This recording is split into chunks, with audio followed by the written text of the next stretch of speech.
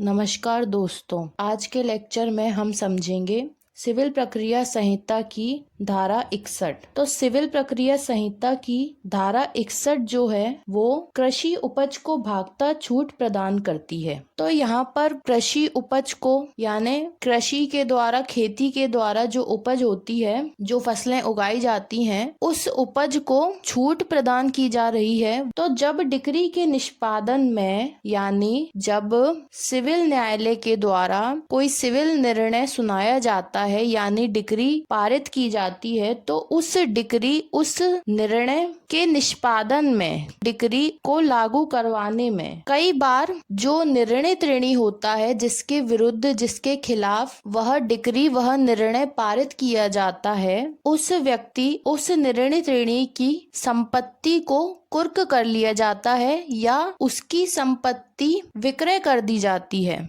इसी प्रकार यदि वह निर्णित ऋणी कोई किसान है, कोई कृषक है, तो उस किसान, उस कृषक के द्वारा जो कृषि उपज की जाती है यानी जो खेती की जाती है, जो फसलें उगाई जाती हैं, उन फसलों की कुर्की कर ली जाती है, उस उपज की कुर्की कर ली जाती है। इसमें किसानों को कुछ छूट प्राप्त होती है, लेकिन यहाँ ध्यान देने वाली बात यह है कि डिक्री के निष्पादन में जो कुर्की की जाती है, उस कुर्की में किसानों को कई प्रकार की छूट दी जाती है। तो जब डिक्री का निष्पादन किया जाता है और डिक्री के निष्पादन में चल एवं अचल संपत्तियों की कुर्की और विक्रय किया जाता है, तो उस कुर्की एवं विक्रय से कृषि उपज को भागता यानी कृषि उपज के कुछ भाग को छूट प्राप्त होती है। इसके साथ ही हम इससे पहले वाली धारा 60 की लेक्चर वीडियो में समझ चुके हैं कि वह और कौन कौन सी संपत्तियां हैं जिन्हें डिक्री के निष्पादन में कुर्क और विक्रय किया जाएगा। और इसी में हमने धारा 60 के परंतु का खा पॉइंट भी पढ़ा था, जो हमें यह बताता है कि निर्णित ऋणी यानी जिसके खिलाफ डिक्री पारित की गई है, वह व्यक्ति यदि कृषक है तो वहाँ उसके खेती के उपकरण और ऐसे पशु और बीज जो न्यायालय की राय में उसे वैसी हैसियत रखते हुए, मतलब जो हैसियत वह रखता है, जो धन वह कमाता है, उस हैसियत को रखते हुए अपनी जीविका यानी अपना जीवन यापन करने के लिए समर्थ यानी सक्षम बनाते हैं। मतलब जितनी भी वह हैसियत रखता है, जितना भी वह कृषक, किसान पशुओं के द्वारा, बीज के द्वारा एवं खेती के द्वारा अपना जीवन यापन करता है, जितनी भी उस पर संपत्ति है, जितना भी उस पर कृषि के माध्यम से धन इकट्ठा होता है, तो उतना धन उसको सक्षम बनाता है। मतलब यदि किसान को अपना जीवन यापन करने के लिए खेती के उपकरण, पशु और बीज जो न्यायालय की राय में उसका जीवन चलाने के लिए आवश्यक हैं, और इसके अलावा जो कृषि उपज होती है जिसकी बात हम अभी धारा 61 में कर रहे हैं, यानी कृषि उपज से भागता छूट, तो जो कृषि उपज होती है उसके किसी वर्ग का भाग जो धारा 61 में दायित्व से मुक्त घोषित किया गया है, जिसे हम अभी धारा 61 में पढ़ रहे हैं, तो कृषि उपज के किसी वर्ग का कोई भाग जो हमें इसी धारा 61 में दिया गया है, जो दायित्व से मुक्ति घोषित करता है, यानी धारा 61 में कृषि उपज को, किसान के द्वारा उगाई गई फसलों को कुछ मात्रा में डिक्री के निष्पादन में कुर्की से छूट प्राप्त है। तो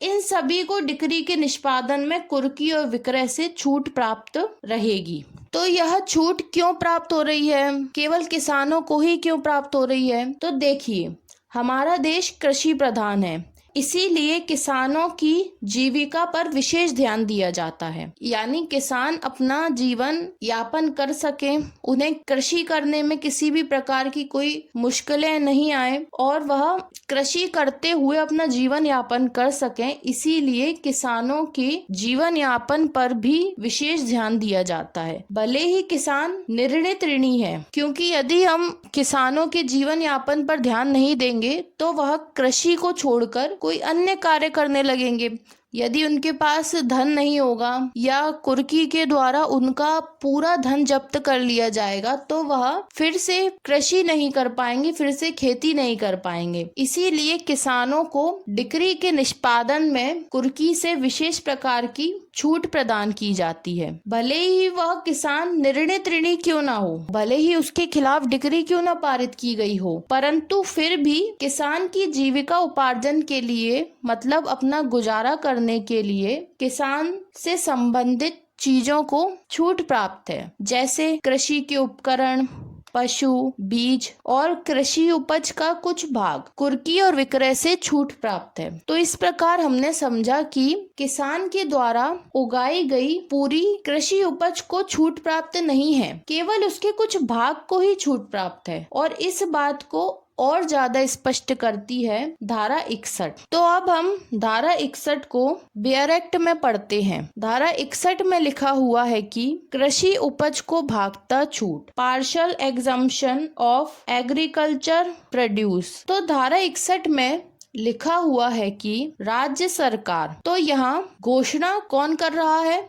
यहाँ घोषणा कर रही है राज्य सरकार। तो राज्य सरकार को धारा 61 में पावर दी गई है। राज्य सरकार के पास यह पावर है कि वह राजपत्र में एक साधारण या विशेष आदेश के द्वारा क्या कर सकती है, यह घोषणा कर सकती है कि कृषि उपज या कृषि के किसी वर्ग के ऐसे प्रभाग, यानी या तो पूरी कृषि उपज या फिर कृषि उपज का कोई वर्ग है उसका भी कोई भाग, जिसकी बाबत जिसके संबंध में राज्य सरकार को यह प्रतीत होता है, मतलब जिसके संबंध में राज्य सरकार को ऐसा लगता है कि वह उस आगामी फसल तक उस भूमि पर सम्यक खेती करने के लिए, तो आगामी फसल तक का मतलब है कि भविष्य में जो फसल हो रही है तब तक उस भूमि पर सम्यक यानी पूरी तरह से अच्छी तरह से खेती करने के लिए